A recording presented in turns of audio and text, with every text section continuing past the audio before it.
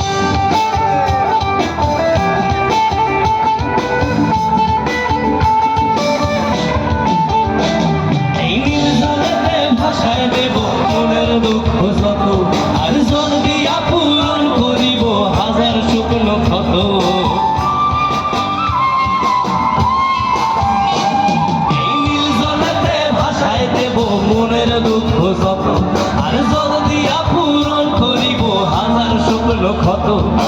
আসাম যদি থাইকা যাইতে ওই সাগরের পারে ঝিনুক মালা গাই থাকাটাই দিতাম জীবনটারে আমার মন বসে না শহরে ইট পাথরের নগরে তাই তো আইলাম সাগরে তাই তো আইলাম সাগরে মন বসে না শহরে